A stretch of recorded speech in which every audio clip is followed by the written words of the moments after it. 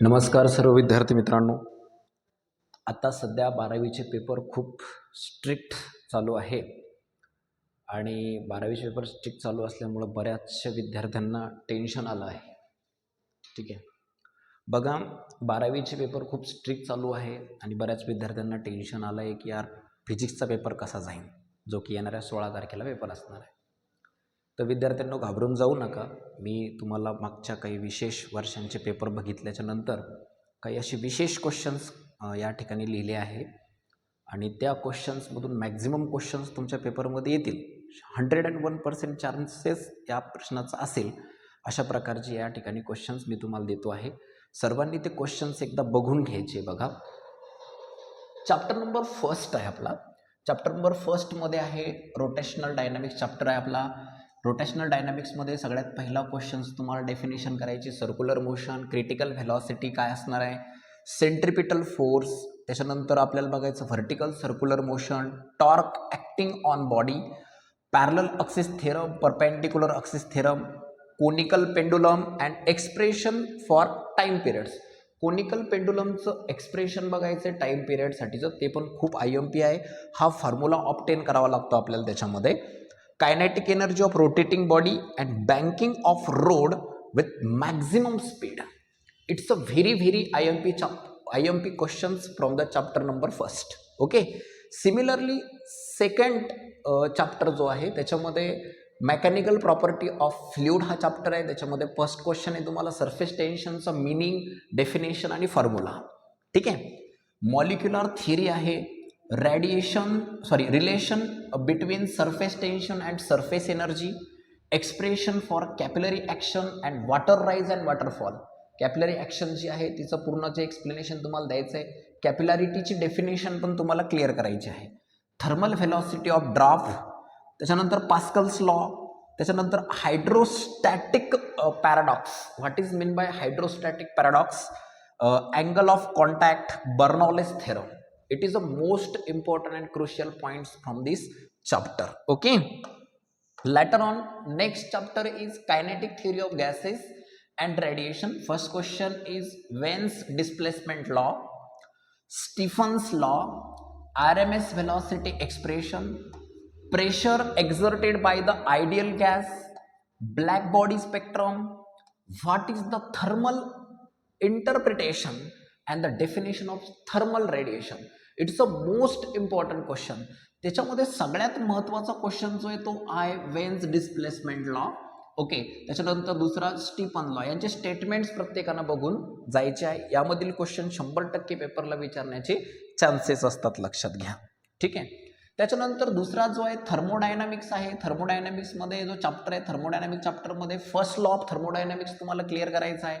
Work done in the isothermal and adiabatic process, zeroth law, internal energy of gases and the Carnot engine. ठीक आहे. Carnot engine जे आहे एवढे concept करायचे आहे. यानंतर आपल्याला नेक्स्ट बघायचं आहे 5 number chapter, that is oscillation. What is an oscillation, त्याचा मिनिंग आपल्याला माहीत असला पाहिजे. ऑसिलेशनची डेफिनेशन माहीत असली पाहिजे. Differential equation of simple harmonic motion clear करायचं आहे. Time period and energy of simple harmonic motion, हे जे एक्सप्रेशन्स हे पण क्लिअर करायचे आहे. अँग्युलर SHM, त्याच्यानंतर ॲम्प्लिट्यूड डेफिनेशन ऑफ ॲम्प्लिट्यूड काय असणार आहे, ॲम्प्लिट्यूडचा मिनिंग काय असणार आहे ते पण बघून जायचं आहे. फिजिकल पेंडुलम जो आहे आणि मॅग्नेटिक निडल, हे दोन्ही पॉईंट खूप इम्पॉर्टंट आहेत, 3-3 मार्क्ससाठी विचारल्या जाऊ शकतात. त्यानंतर force constant, what is an force constant, त्याचं एक्सप्रेशन तुम्हाला बघायचं आहे. ठीक आहे.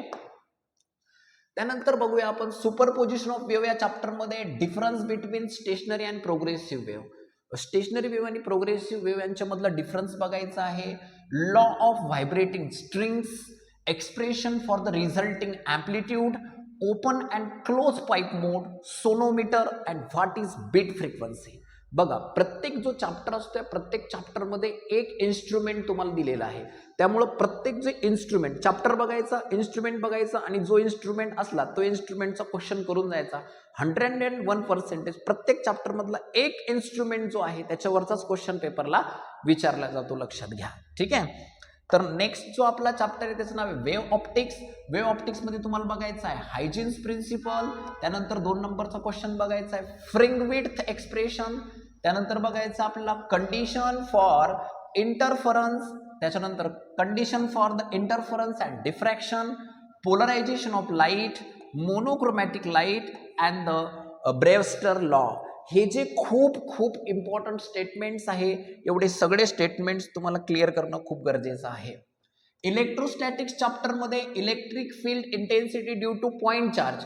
बघा इलेक्ट्रिक फील्ड इंटेन्सिटी तुम्हाला बघायची आहे, पॉइंट चार्जसाठी बघायची आहे, त्यानंतर इन्फानाइट लॉंग शीटसाठी बघायची आहे आणि त्यानंतर स्पिअरसाठी बघायची आहे. यामध्येच महत्त्वाचा एक लॉ येतो, त्याचं नाव आहे गॉस लॉ. त्याचं स्टेटमेंट तुम्हाला क्लिअर करायचं आहे. Potential energy of 2 point charge located at a finite distance and at infinite distance. Finite डिस्टन्सवर लोकेटेड असलेले पॉइंट चार्ज मधलं डिस्टन्स किंवा पोटेन्शियल एनर्जी तुम्हाला काढायची आहे आणि जास्त इन्फानाइट डिस्टन्स मधल्या चार्ज मध्ये बी जी पोटेन्शियल एनर्जी ती पण तुम्हाला फाइंड आउट करायची आहे. कन्सेप्ट ऑफ कॅपॅसिटर तुम्हाला बघणं आहे. What is the concept of capacitor, what is the capacity of capacitor, त्याच्यानंतर formulas for the parallel plate capacitor. Parallel plate capacitor काय असतं, सिरीज प्लेट कॅपॅसिटर काय असतं, या दोघांचे पण फॉर्म्युले आपल्याला बघायचे आहे. आणि दुसरी महत्वाची गोष्ट आहे what is dielectric material. Definition of dielectric material पण तुम्हाला विचारल्या जाईल, लक्षात घ्या. ठीक आहे. त्यानंतर आपल्याला बघायचं आहे 9 नंबर चॅप्टरचं नाव आहे करंट इलेक्ट्रिसिटी. करंट इलेक्ट्रिसिटीमध्ये सगळ्यात मोस्ट IMP आहे किर्चॉफ्स लॉ. 2nd नंबरचा जो आहे त्याचं नाव आहे व्हीटस्टोन ब्रिज. मीटर ब्रिज लिहिलं, व्हीटस्टोन मीटर ब्रिज. त्यांच्या डायग्राम आणि बॅलन्सिंग कंडिशन तुम्हाला क्लिअर करायचं आहे. दुसरं आहे मीटर ब्रिज एक्सपेरिमेंट. मीटर ब्रिजचे जे एक्सपेरिमेंट आहे ते वाचून जायचे तुम्हाला. 101% यामधूनच पेपर तुमचा बनणार आहे. Potentiometer and internal resistance. What is the potentiometer काय असतं आणि इंटरनल रेजिस्टन्स काय. त्यानंतर महत्वाचा भाग असा आहे पोटॅन्शिओमीटरवरचे न्यूमेरिकल तुम्हाला बघायचे आहे, कारण पोटॅन्शिओमीटरवरचे न्यूमेरिकल तुम्हाला पेपरला येऊ शकतात, लक्षात घ्या. दुसरा नंबरचा महत्वाचा भाग आहे magnetic field due to electric current. Magnetic field due to electric current मध्ये 4-5 पॉईंट महत्वाचे दिले पहा तुम्हाला. एवढा मोठा चॅप्टर पण एवढाच करून जायचा आहे. पहिला करून जायचं तुम्हाला बायोट सॅवर्ट लॉ, दुसरा करून जायचं तुम्हाला एम्पियर्स लॉ, तिसरा करून जायचं तुम्हाला एक्सप्रेशन फॉर द सोलेनॉइड. ठीक आहे. त्याच्यानंतर करून जायचं तुम्हाला torque acting on current loop. त्याच्यानंतर करून जायचं तुम्हाला मुव्हिंग कॉइल गॅल्व्हॅनोमीटर. बघा मुव्हिंग कॉइल गॅल्व्हॅनोमीटर, बायोट सॅवर्ट लॉ आणि एम्पियर्स लॉ खूप महत्वाचे आहे. कन्स्ट्रक्शन पण वर्किंग पण. आणि यामध्ये अजून एक IMP तुम्हाला देतोय, त्याचं नाव आहे सायक्लोट्रॉन. सायक्लोट्रॉनचे डेफिनेशन आणि सायक्लोट्रॉनचं स्ट्रक्चर तुम्हाला बघून जायचं आहे. सायक्लोट्रॉन पण व्हेरी IMP पॉइंट आहे, लक्षात घ्या. त्यानंतर 11 नंबर चॅप्टर आहे मॅग्नेटिक मटेरियल. मॅग्नेटिक मटेरियलमध्ये मॅग्नेटिक मोमेंट ऑफ इलेक्ट्रॉन, त्यानंतर गायरोमॅग्नेटिक रेशो, बोर्स मॅग्नेटॉन, मॅग्नेटायझेशनचे डेफिनेशन, मॅग्नेटिक ससेप्टिबिलिटीची डेफिनेशन, मॅग्नेटिक परमिएबिलिटी जे आहे डेफिनेशन प्लस फॉर्म्युला तुम्हाला यामध्ये बघायचा आहे. 12व्या नंबरचा चॅप्टर जो आहे इलेक्ट्रोमॅग्नेटिक इंडक्शन मध्ये Faraday law. It's a very IMP law. त्याच्यानंतर लेन्झ लॉ, ईडी करंट काय असतं, concept of eddy current and application of eddy current, लक्षात घ्या. सेल्फ इंडक्शन का मतलब जो होता है वो भी आपको करना है बेटा.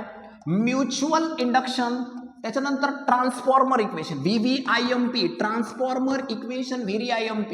फराडेज लॉ व्हेरी IMP. त्याच्यानंतर energy store in inductor. What is an inductor. बघा इंडक्टर मध्ये एनर्जी स्टोर होतो तो कन्सेप्ट आणि व्हॉट इज इंडक्टर कशाला म्हणायचं तो कन्सेप्ट. ठीक आहे. 13 नंबर चॅप्टर आहे AC करंट मध्ये बघायचं RMS velocity RMS current and voltage. What is an RMS velocity.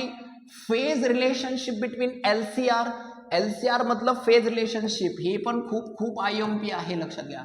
त्याच्यानंतर impedance and resonance circuit, LC oscillations. हे टॉपिक फक्त रीड करून जा.